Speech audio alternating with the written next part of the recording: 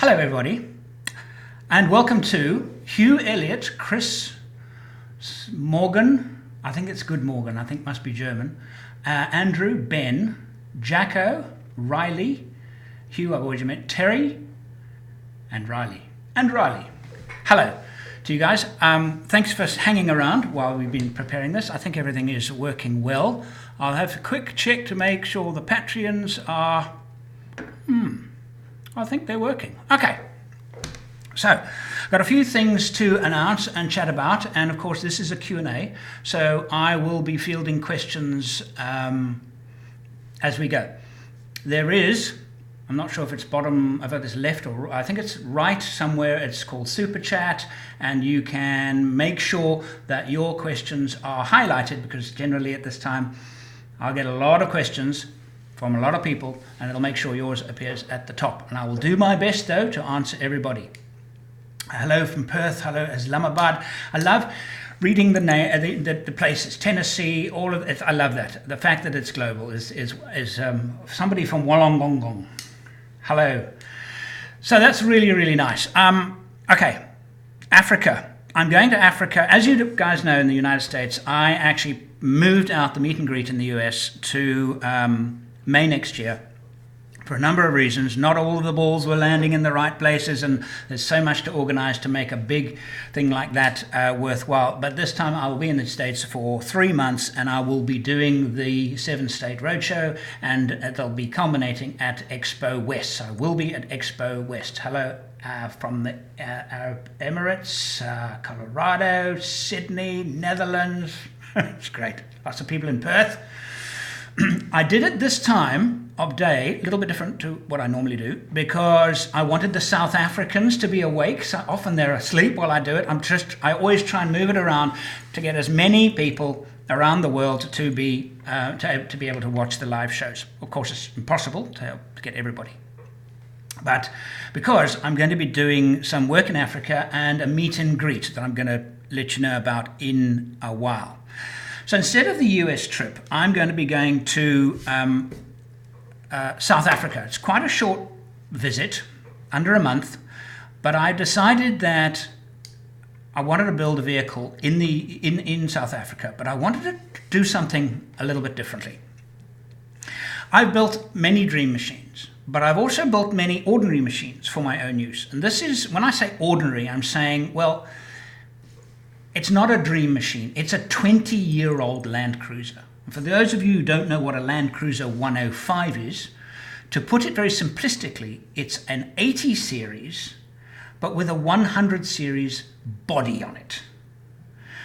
Think about that. They were not sold in very many countries, certainly not in Europe, not in the United States. They were sold in Australia and Africa, probably South America, I'm not sure, probably New Zealand, probably in the same places that the 70 series is sold now. So, and of course with a 200 series, they never made a 200 series with the really robust chassis, the live axles, but they did with the 100. They made a 105, and I've owned 2 of them already, and I'm going to be building another one, and I really like it as a platform. The idea is that a 20-year-old vehicle with 300,000 kilometers on it, which is over 200,000 miles, is going to be pretty worn, but that's okay. I've got Paul Marsh involved. Paul Marsh, I don't know of anybody that quite has the experience of Paul Marsh when it comes to building older vehicles up. I mean, he's got huge experience of building new vehicles too, but he has that particular expertise that I just don't have, particularly with regard to Land Cruisers. I mean, I built my Range Rover and I kept it running, etc., etc. But this is something a little bit different, and it also demands a certain level of expertise. So and about 3 months before I bought the vehicle about a month ago, Terrain Tamer, a company in Australia that does original and replacement parts for many different types of vehicles, but four-wheel drives. They focus on four-wheel drives and a lot of Toyota products. they said, Andrew, we really love your work. Could we work together? And to be honest with you, to start with, I kind of, yeah, I know your reputation. I've known it for years, but how can I work with you? And I didn't have an answer for them. And then when this vehicle came up, I thought, this is perfect. It's exactly what they do. Paul has worked with Terrain Tamer products for a decade or more when he was in England running Footloose. He owned Footloose 4x4. And they used to build a lot of Land Cruisers. Particularly lots of 80 series, lots of 70 series. Even some 40s and obviously 100s.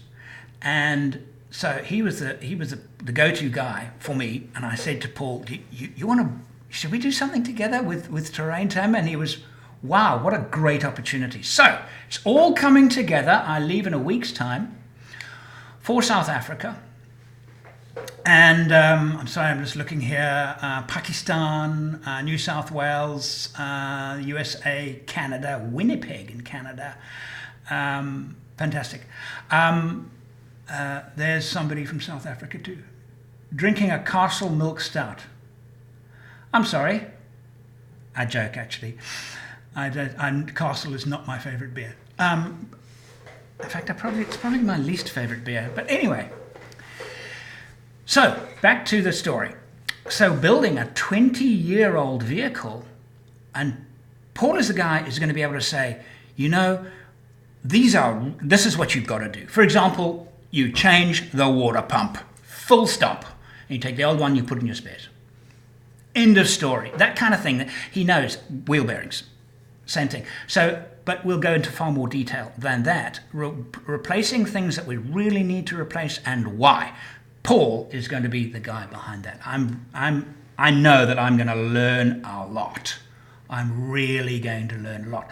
My two 105s, I had a 2004 model. It was the 4.5 6-cylinder petrol. I've never owned a vehicle that has used so much fuel. In fact, it wasn't a good overlander because it just used so much fuel. And I can tell you stories about how I tried to get the fuel consumption to come down and never managed it. It was a waste of time trying to get the fuel better. I probably improved it by 2% at most. And I spent a lot of money trying to get it better. And so then sometime afterwards, I bought a 2006. So that was new, but I bought in about 2008, I bought a 2006 model, 105, 4.2 diesel. The 4.2 engine, normally aspirated engine, is a bit of a dog. It's a bit sluggish. Yeah, it is. But I loved that vehicle. I did my big epic trip through Angola looking for the source of the Okavango in that vehicle. I loved it. I just thought it was fantastic. So I'm very excited to get behind the wheel of one again. Very, very excited to get behind the wheel. So that's the most important thing. Okay, meet and greet in Cape Town. If you want to go on to my website, forexoverland.com, and look under the page. I'm going to quickly get it up here for myself, just so you can give you the actual link. I can't type it up this very second, but there is a meet and greet on September the 5th at 4 in the afternoon. If you go up to the menu on forexoverland.com, look under meet and greet schedule, you will see the address. It's at Snyman 4x4, 29 Gemini Street, Brackenfell in Cape Town. Now, I have an apology to make to the people in Gauteng.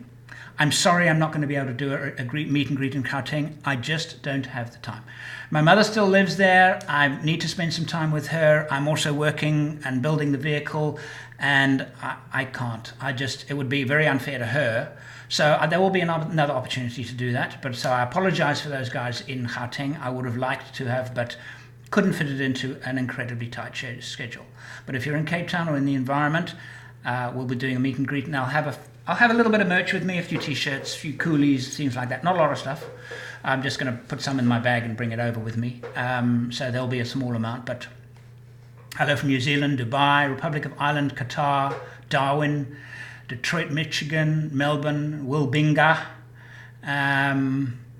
South Africa, okay, lots of South Africa, Scotland, New Zealand. Okay, guys, so I'm ready with for questions. If you have any questions for me, I'm ready to take them. So I'm going to start looking out for questions as I talk to you. What am I going to do with the 105? Basically, the build of the mechanicals. I haven't decided what tires to put on it yet, so I'm not going to do tires at this point. I have quite a good idea of what I'm going to do with the back, and I'll mention that in a moment. Do you still want to do a video on the Ford Everest and Fortuner, etc.? Yes, if I can get both of those vehicles in Perth, I will do something with those vehicles. You need the multi-valve diesel engine. Yes, I understand that. I know exactly which. It's a 1HDT motor. I would love to transfer the 1HZ to the 1HDT engine. I would love to do that long term, but not this time. I'm not sure. Is it available here? Just expensive as you is what available there? So I'm not sure what you're asking about DPFs. What style of tent are you going for? Okay, that kind of question. I'm going for a rooftop tent. There is a brand new rooftop tent that has just been released on the market. It has been, and I don't even think it's been made public yet. I know that I've been watching the design of it for the last 8 months and the development of it, and I will be using, and it's made by Quick Pitch. From what I've seen, it's fantastic. I mean, it really looks impressive, but I haven't seen it and I haven't got my hands on it, but I'm getting one and I'm putting it on the vehicle, and I'll be using it and I'll be reviewing it. I will also be using and reviewing. Quick Pitch has developed a new awning, which looks to me about 30% bigger than anything else on the market, yet it's the same size when you put it on the side of the vehicle. 270-degree awning, but it's enormous. It's like the size of a tennis court. It's absolutely enormous. So that also, I've seen pictures, I've seen videos, and it's just been released now. I'll be testing that, but I'll be doing a brief view of them this year, but then our first big trip with the Africa vehicle will be in July next year. And then we will be testing them properly by taking them on a real journey, probably definitely through Botswana, definitely through Zambia, maybe to Malawi. We're planning the trip now. We might get to Tanzania, but I don't know. It depends on a whole lot of things, but it will be a big trip and there'll be lots to test. Hello from Sydney. Somebody has an 80 series. Yes, the A105 will stay in South Africa. It's my South African vehicle. It will remain there. I will be using it when I go. So I'm building it there. Every single item that is going to be built on the 105 will be available from the shops in South Africa. So I'm not going to bring anything special or cool or clever from Australia. The whole point of it is that that's what you can do in Southern Africa. And South Africa has got some really nice equipment. So I'm sport for choice, like I am here in Australia. But there will be some uniquely South African stuff. The Quick Pitch equipment is available. I know it's available it will be very soon available in Australia and North America. Very, very, very soon. And obviously South Africa as well.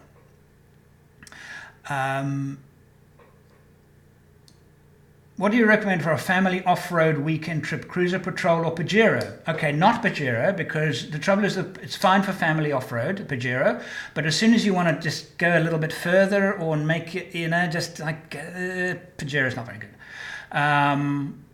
It's okay, but it's not an off-roader, really, not a particularly good off-roader. Cruiser or Patrol? Well, I prefer cruisers, obviously. Patrol's a good one, good option.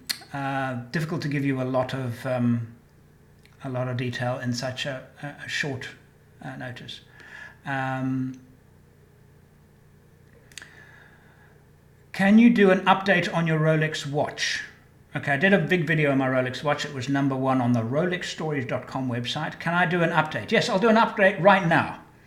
It is 22 minutes past 6. Sorry, I can't even tell the time.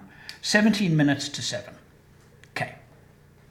That's the update. It's still ticking. There's nothing more to say. Really, there's nothing more to say. It's still ticking, and it has been for 38 years.